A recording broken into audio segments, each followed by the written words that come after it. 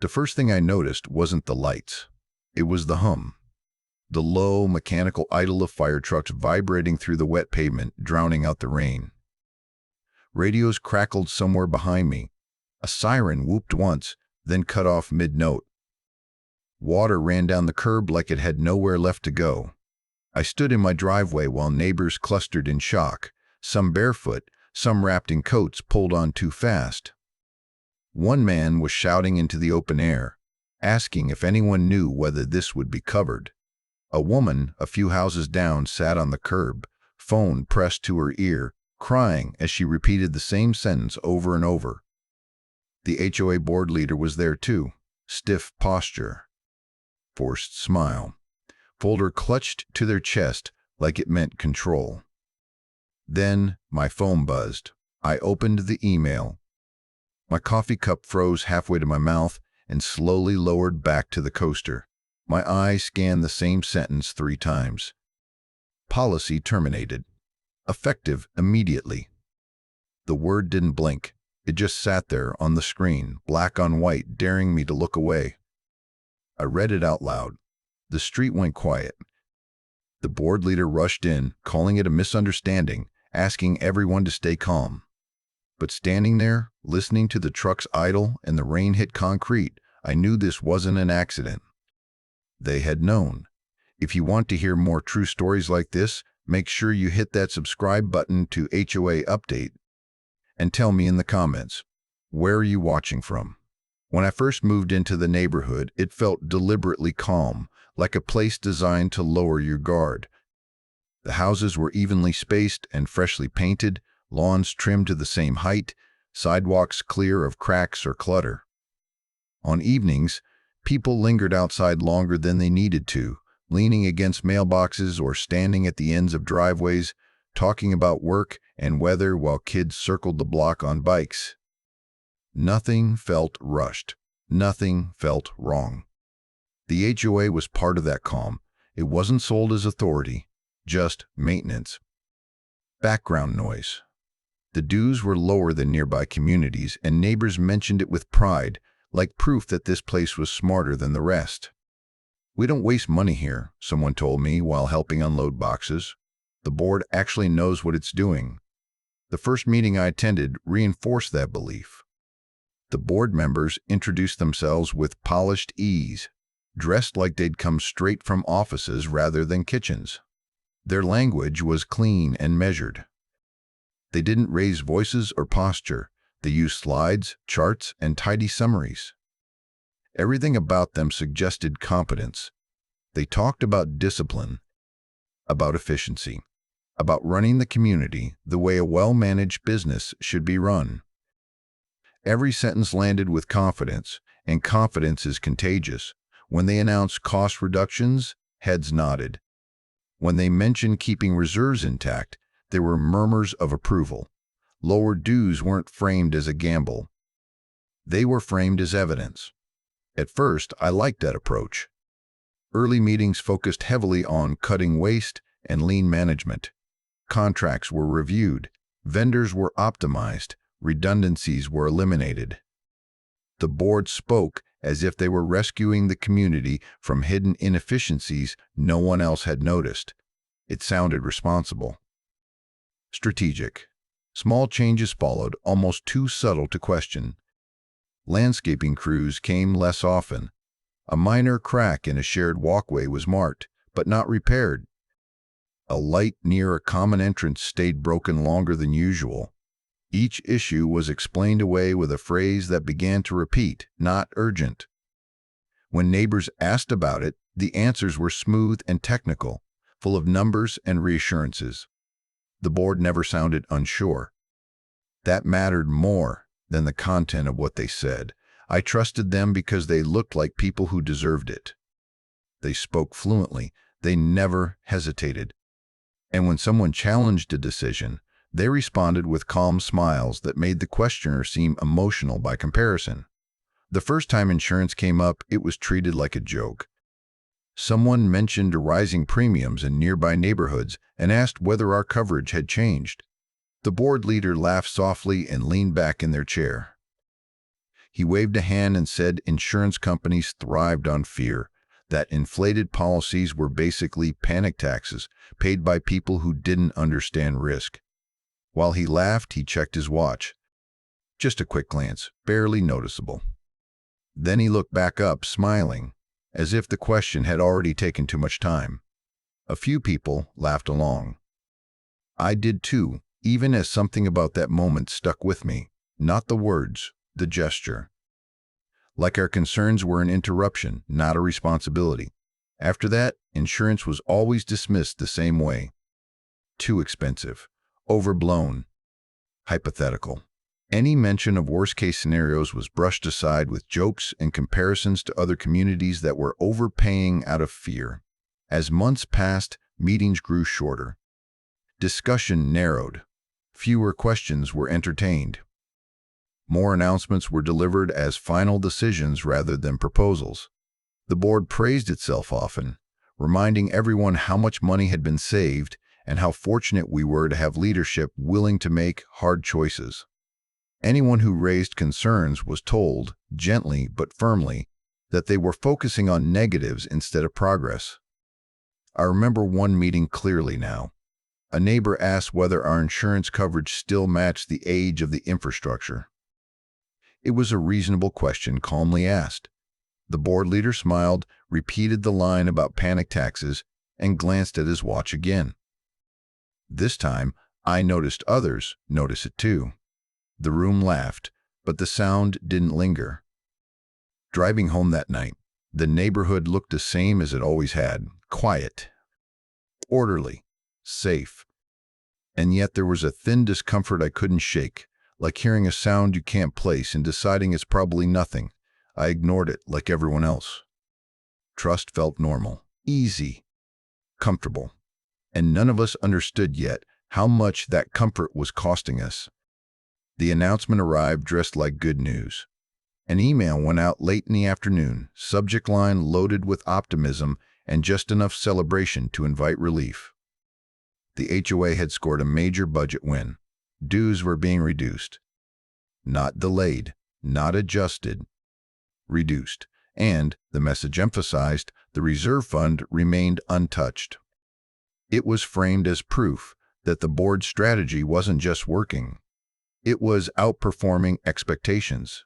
Phones lit up almost immediately. Neighbors congratulated one another in group chats. Someone joked about finally getting a break.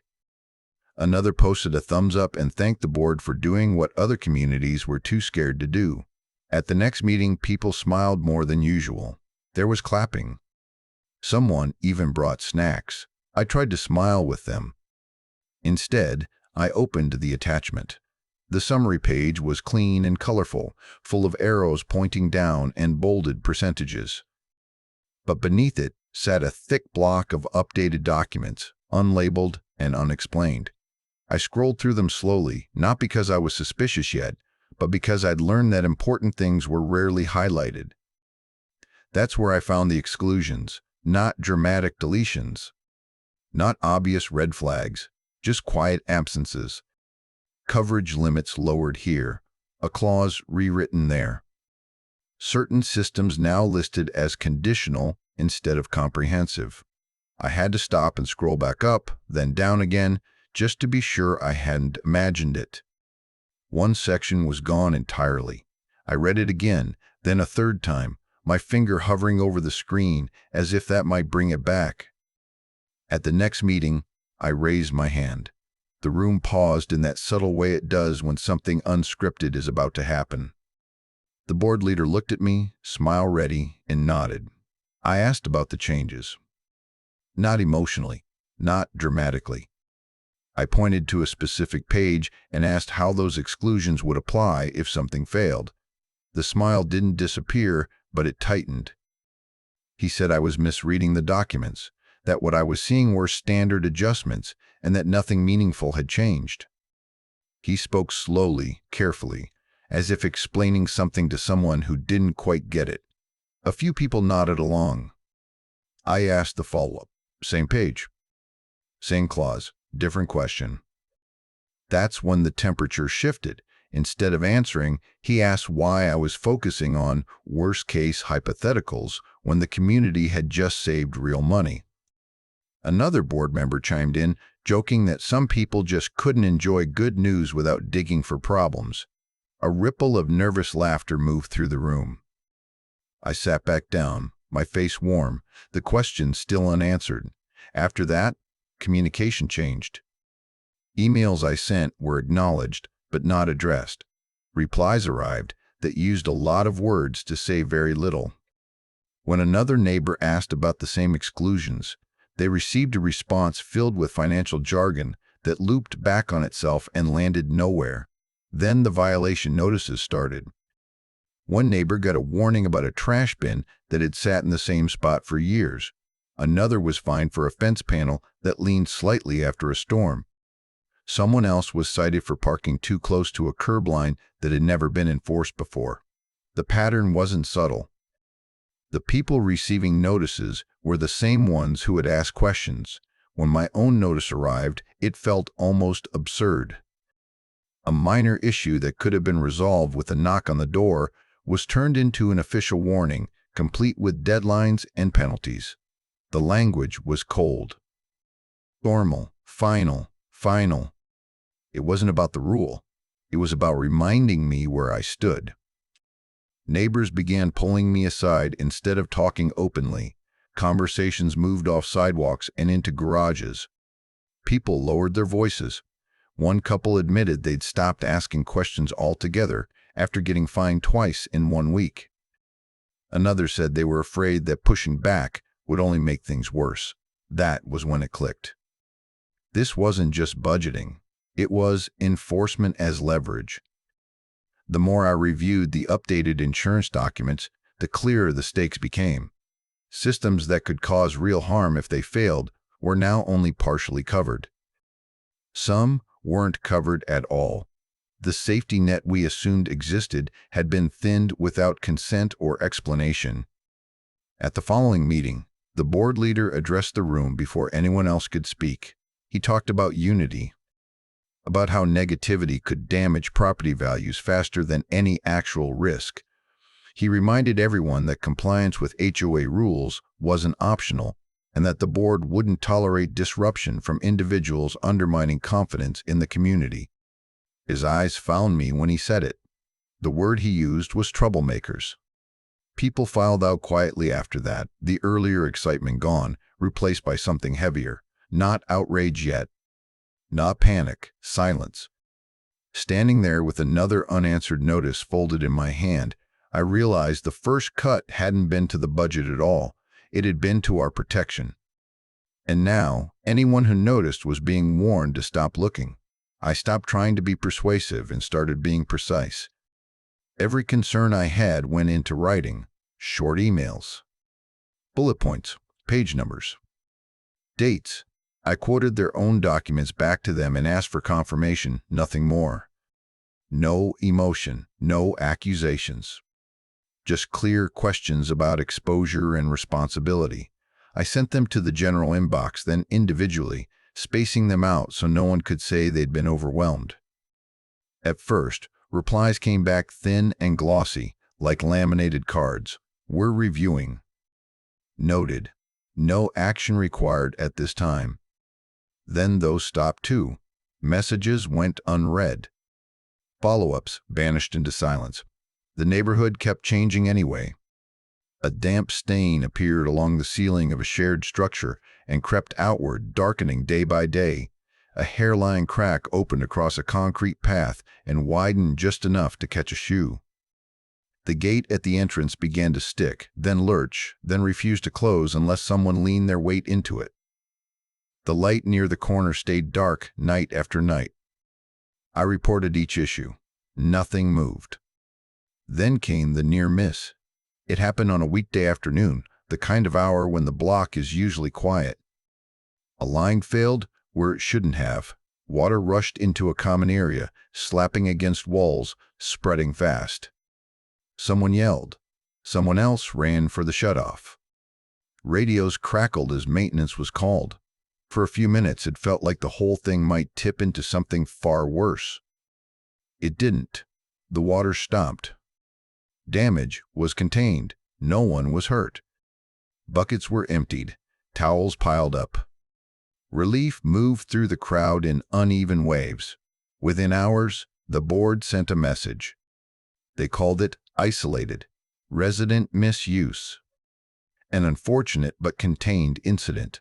There was no mention of deferred maintenance. No acknowledgement of prior warnings. No plan. Just reassurance and a reminder to follow guidelines. That's when the fear spread quietly. Not in meetings, not online. Privately, neighbors knocked on my door after dark. Others texted instead of talking in public. They asked the same questions, worded differently each time. Would insurance cover something bigger? What does the policy actually say? Are we okay? I showed them excerpts. Not opinions. Clauses. Exclusions. Dates. You could see the shift as they read. The pause, the reread, the tightening around the eyes. A few asked me to stop halfway through, like knowing too much all at once hurt. At the same time, the pressure on me increased. Tuesday, a certified letter I sent went unanswered. Wednesday, a fine for a trash bin 12 inches out of place. Thursday morning, I emailed the board members individually. Thursday night, a warning appeared on my door about unauthorized exterior items. Friday, a towing notice tucked under my windshield wiper. They weren't just ignoring me anymore. They were teaching the neighborhood a lesson. At the next meeting, the board leader addressed the room before questions opened.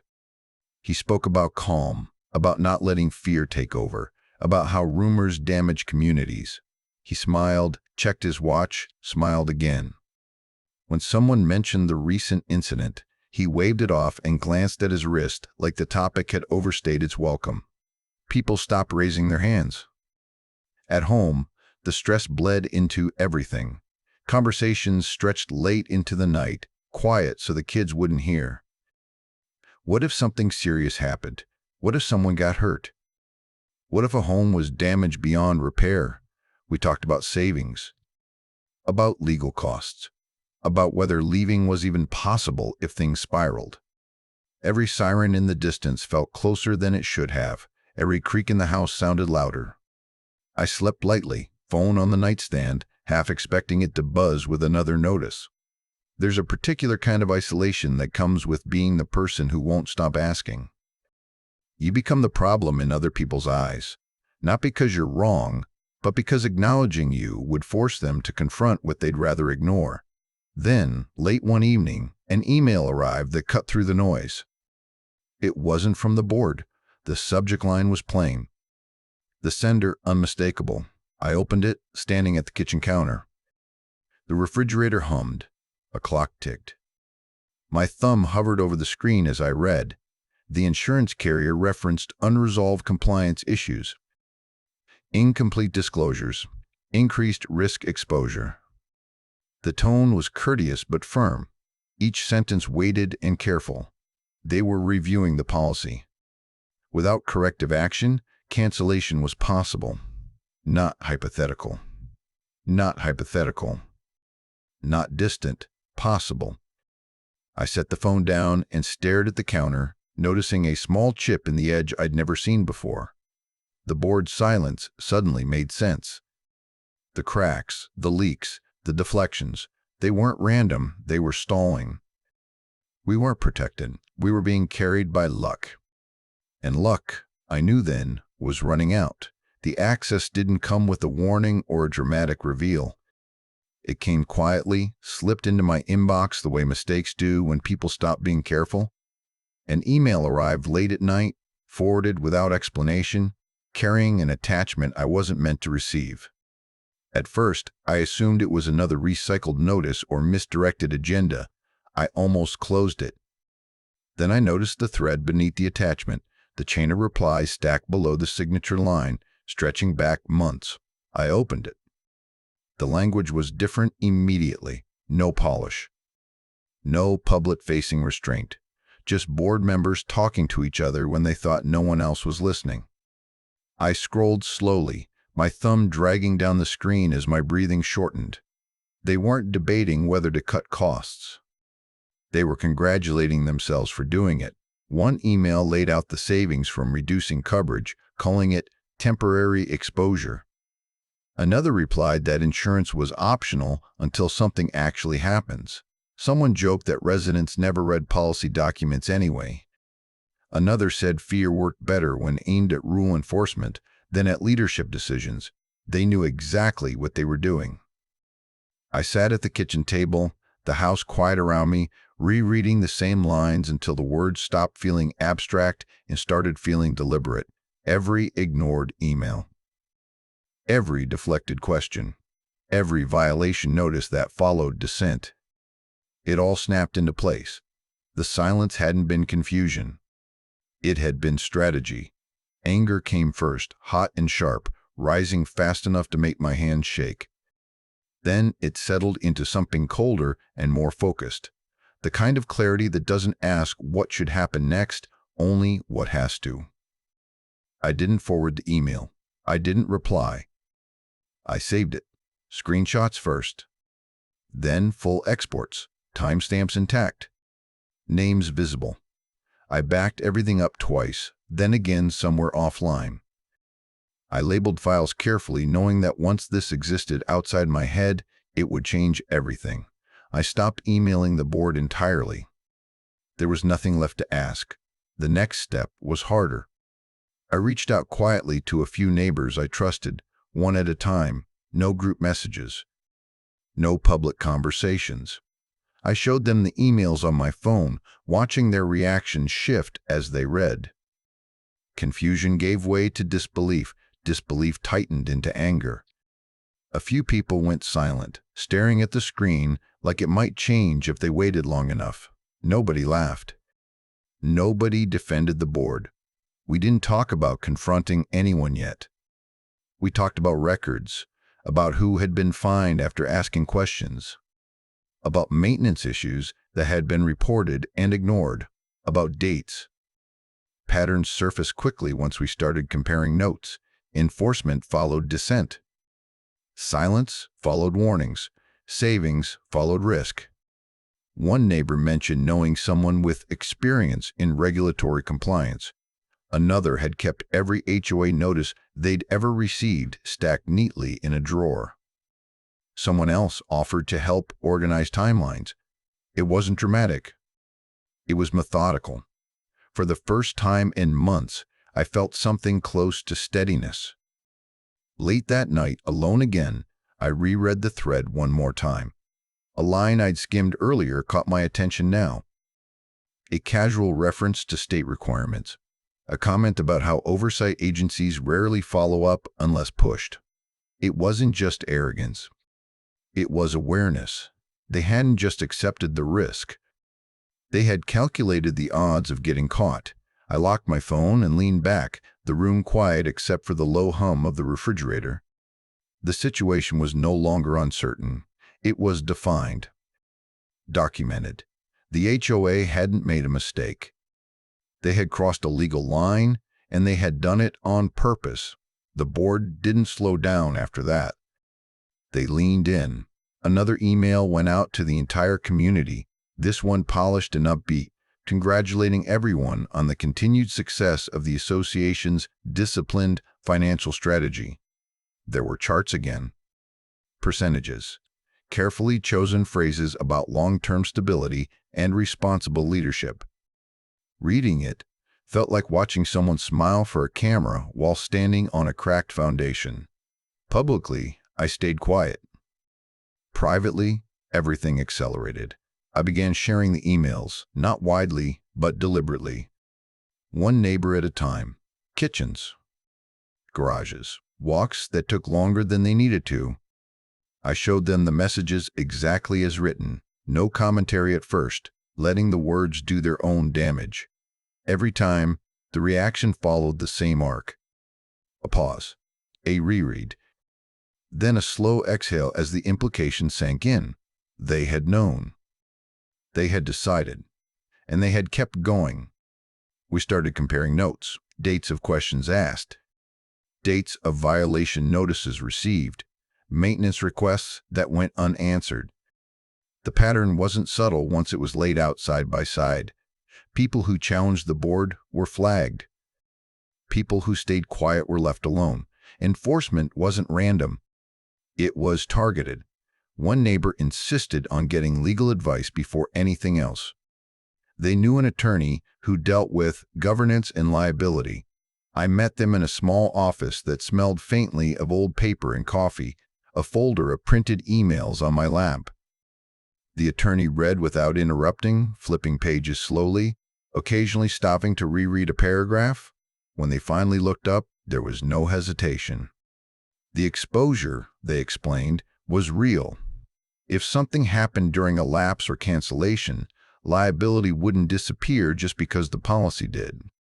It would radiate outward, touching the association, the board members individually, and potentially the homeowners.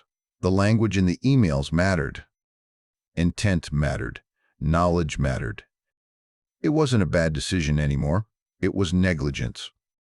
Around the same time, the insurance carrier followed up. This message was different from the earlier warning. Shorter, firmer. It referenced specific deficiencies, missed deadlines, and unanswered requests for documentation. It named a window for cancellation if corrective action wasn't taken. There was no speculation in the language, no softness. There was a date. It was close enough to make my stomach tighten. The board either didn't know or didn't believe it would happen. Their confidence hadn't wavered. In fact, it hardened. A notice went out announcing a special HOA meeting. Mandatory attendance. Limited public comment. The stated purpose was to address ongoing disruption and restore order. The subtext wasn't subtle. They wanted control back. We knew what the meeting was really for. They were going to push through protections for themselves while they still could. Limit access. Limit questions. Close the door. The days leading up to it blurred together. I organized everything. Emails in chronological order. Notices cross-referenced with dates of dissent. Maintenance issues logged with photos and timestamps. Copies were made and shared with more than one person. Nothing lived in only one place anymore. If something happened to my phone or my computer, the record would survive. Others did the same. One neighbor built a timeline. Another cataloged bylaw changes. Someone else kept track of every contradictory statement the board had made publicly versus privately. It wasn't coordinated in a dramatic way. It didn't need to be. Everyone understood the stakes now. Outside, the neighborhood felt tense in a way I'd never felt before. Conversations cut off when board members walked by. People avoided eye contact, then leaned in close when they talked. There was a low, constant sense of waiting, like everyone was bracing for a storm they could see forming but couldn't yet feel. At home, the stress settled into a dull ache. Every siren in the distance snapped my attention. Every unfamiliar noise made me pause. We talked through scenarios again, this time with clearer numbers and fewer hypotheticals. What would happen if something failed tomorrow? Tonight? Before the meeting? The night before, I reread the insurance email one more time. The wording was unmistakable. If corrective action wasn't taken, the policy would end. Not eventually. Not maybe. Soon. I closed my laptop and looked at the stack of documents by the door, the edges worn from being handled too many times. I felt an odd calm settle in, heavy but steady. There was nothing left to prepare, nothing left to uncover. The board was still celebrating savings. They didn't know the clock had already run out. And by this time tomorrow, everyone else would know too. The room was already full when I walked in, the kind of full that feels tense rather than crowded.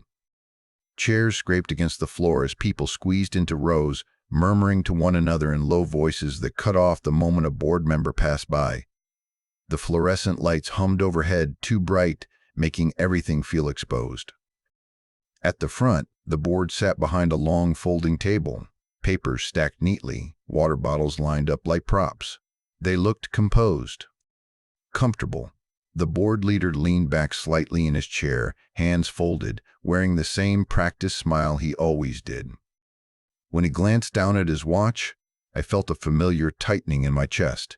He opened the meeting by thanking everyone for coming and immediately set the tone. This wasn't a discussion, he said.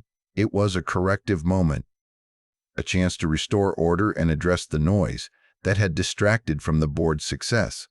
His words were smooth, measured, and carefully chosen to sound reasonable while drawing a clear line. I stayed seated. I listened. He moved through the agenda quickly, lingering on budget numbers and repeating phrases we'd all heard before. Discipline, efficiency, responsibility. Slides clicked forward. Savings were highlighted. Applause was implied, even if it didn't come. Every so often, his eyes flicked toward the audience, checking reactions, then down to his watch again. When insurance finally came up, it was treated like an inconvenience. He acknowledged ongoing conversations with the carrier and assured everyone there was no immediate issue. Administrative delays, he called them, normal back and forth. Nothing that justified the level of concern some people had been stirring up. He smiled when he said that last part, checking his watch as if on instinct. A few people shifted in their seats. No one spoke. I opened the folder on my lap, slow and quiet. The sound of paper sliding against paper felt louder than it should have. Inside, everything was ready. The emails, the dates, the words they hadn't meant for anyone else to see. I didn't touch them yet. I just rested my hand on the folder, grounding myself. The board leader moved on to the next item, a bylaw update. He framed it as protection for volunteers, language meant to shield people who selflessly gave their time from harassment and baseless accusations. On the surface, it sounded reasonable, necessary even, but as he read through the changes, the room began to stir. The update limited access to internal records, restricted residents' ability to call special meetings, reduced board liability in the event of disputes. It was a tightening circle, drawn carefully and deliberately, designed to close just as pressure mounted.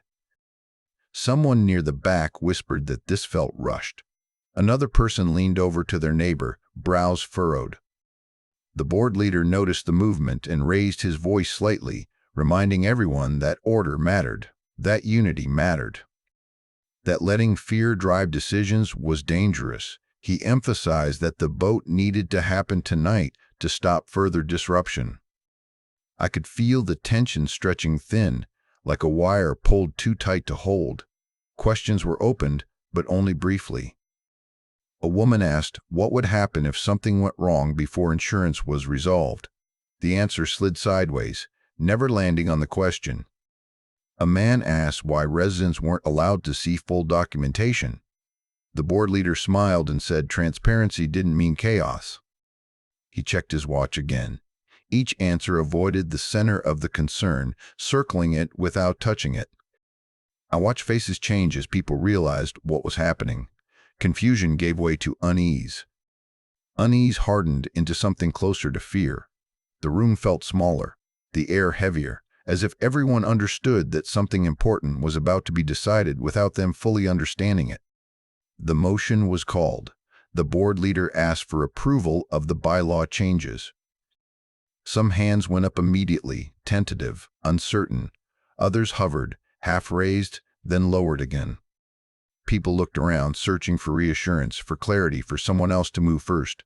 My heart thudded once, hard and steady. If this passed, the door would close. I felt the weight of the folder on my lap, the edges pressing into my palm. I thought of the emails, the warnings, the silence, the near miss. The ticking clock the board didn't know was already at 0. I pushed my chair back and stood. The sound cut through the room, sharp and unmistakable. Conversation stopped mid-breath. Every head turned. The board leader looked up, irritation flashing across his face before the smile snapped back into place. He opened his mouth to speak. I didn't let him. I stood there, folder in hand, feeling the room lock onto me, knowing that once I spoke, there would be no undoing it, no softening, no walking it back. For a moment, no one moved. And in that suspended silence, I knew this meeting wasn't going the way they'd planned. I didn't raise my voice. I opened the folder. The sound was small but sharp. The dry rasp of paper sliding free, loud enough that it cut through the hum of the lights. I read the first email exactly as it was written. Names, dates, subject line intact. A discussion about premiums being unsustainable. A suggestion to downgrade coverage temporarily. A reply that said insurance was optional until something happens. Someone laughed once, short and disbelieving. Then it stopped. I read the next message. This one acknowledged the risk outright. It spelled out the exposure if a failure occurred. The response wasn't concern, it was dismissal. A line about how residents wouldn't read the documents anyway. Another about how enforcement complaints were easier to manage than panic. A chair scraped behind me. The board leader interrupted, voice tight, saying internal discussions were being taken out of context. I didn't argue. I turned the page and read the email where he thanked everyone for holding the line and reminded them not to put sensitive details in writing. The room went still. Not awkward still. Heavy still. The kind that presses on your ears. From the back, a neighbor stood and asked a question everyone had been circling for weeks. Was the policy active right now or not? Before the board leader could answer, a phone chimed. Someone had already put the insurance carrier on speaker. The voice that filled the room was calm and professional, every word measured. The policy, they confirmed, had been terminated. Not pending, not under review. Terminated, effective immediately, due to unresolved deficiencies and non-compliance. The hum of the light seemed louder suddenly. A woman near the front inhaled sharply. Someone swore under their breath. A chair tipped and caught itself. The board leader spoke, then stopped, then started again. First it was temporary, then unexpected. Then assured it wouldn't happen. Each explanation contradicted the last, the words piling up and collapsing under their own weight. I explained what the attorney had told us, slowly and plainly, because people needed clarity, not anger. Without coverage, any incident could expose the association and its leadership personally. Intent mattered, knowledge mattered. Those emails showed both. This wasn't bad luck. It was a decision. The near miss from weeks earlier rippled through the room as people connected it to the words they'd just heard. What had almost happened took on a new shape, not hypothetical anymore. Just delayed. Voices rose. Questions overlapped. Someone demanded to know how long this had been known. Another asked what would happen if something failed tonight. The board leader tried to restore order, banging the table once, then again. The sound fell flat, and then something shifted. The treasurer reached down and picked up his bag. He didn't say anything. He just started packing, movements quick and clumsy, papers sliding off the table. The secretary pushed her chair back and stood, creating space between herself and the rest of the board like she was stepping away from a fire. No one told them to do it, they just did. The board leader sat there, suddenly alone, the practice smile gone. He tried to speak again, but the room had already turned. People weren't looking at him anymore. They were looking at each other, at the documents, at the phone still glowing on speaker. Someone said it out loud, that they couldn't trust leadership that hid this. Another said there needed to be immediate legal counsel. No motion was called. No hands raised. The collapse was quieter than that. Interim leadership was proposed and accepted in a rush of nods and murmured agreement. Attorneys were contacted. The insurance carrier was asked about reinstatement under new management. Former board members were told firmly, calmly, to stop acting on behalf of the association. The board leader gathered his papers last, hands shaking just enough to notice. He avoided eye contact as he stood. The authority he'd relied on evaporated by the simple fact that no one believed him anymore. As people filed out, the room buzzed with overlapping conversations. Some thanked me quietly as they passed. Others apologized for dismissing concerns earlier. A few just stood in small knots, staring at the table where confidence had been sold so cheaply. I stayed behind until the room emptied, the lights still humming overhead, the echo of voices fading into the hallway. The truth hadn't arrived gently. It had landed hard, split the floor, and forced everything unstable to fall through. Whatever came next, there was no going back. The aftermath didn't explode. It settled. In the days that followed, the former board members disappeared from view one by one, advised through attorneys to stop speaking for the association and to direct all questions elsewhere. There were no dramatic apologies, no public statements. Just a quiet retreat, the kind that happens when confidence collapses and lawyers take over. The first real work was insurance. Under interim leadership, everything the old board had delayed was dragged into the open. Inspectors returned. Reports were requested and answered. Deferred maintenance was acknowledged instead of dismissed. The numbers weren't kind. Premiums were higher than before, higher than anyone wanted, but this time no one argued. There were no jokes about panic taxes, no glances at watches, just signatures and acceptance. Coverage didn't come back instantly. There were conditions, deadlines, required fixes, but for the first time in months, progress was real and measurable. Updates were shared openly. Questions were answered directly, even when the answers weren't comforting. It felt unfamiliar, almost uncomfortable, to hear leadership say, "We don't know yet," instead of pretending they did. The neighborhood didn't return to normal overnight either. Repairs began where they were most urgent. Temporary fixes gave way to permanent ones. Cones appeared, then disappeared. Cracks were sealed. Lights came back on. Small, visible changes that signaled something important. Problems were no longer being hidden. People started talking again, not in whispers, but out in the open, on sidewalks, at mailboxes, in driveways. There was embarrassment mixed in with relief, a shared understanding that trust had been given too easily and taken advantage of. No one pretended otherwise. At home, the tension slowly released its grip. The late-night conversations changed. We stopped running worst-case scenarios and started talking about boundaries instead, about paying attention, about asking uncomfortable questions early before they turned into emergencies. There was relief in knowing the truth was out, but it wasn't celebratory.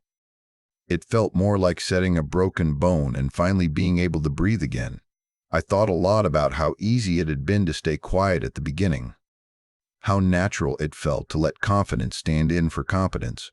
The lesson wasn't that every HOA was corrupt or that leadership was automatically untrustworthy. It was simpler and harder than that. Silence has a cost. And the longer it lasts, the more expensive it becomes. Months later, the community elected a new board under tighter rules. Financial decisions required disclosure. Insurance coverage became a standing agenda item, not an afterthought. Enforcement policies were reviewed and rewritten to prevent retaliation. Records were accessible. Questions were encouraged. It wasn't perfect. It didn't need to be. It was accountable. Now, on quiet mornings, I sit with my coffee and watch the neighborhood wake up. Kids head to school.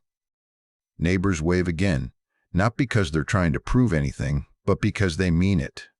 The place feels like home, not because it's flawless, but because it's awake. What happened here didn't end with the meeting. It became part of the community's memory, and that's exactly where it belongs. The cost of saving money the wrong way wasn't just financial, it was safety, trust, peace of mind. We paid it once, we won't pay it again. If you want to hear more true stories like this, make sure you hit that subscribe button to HOA Update and tell me in the comments, where are you watching from?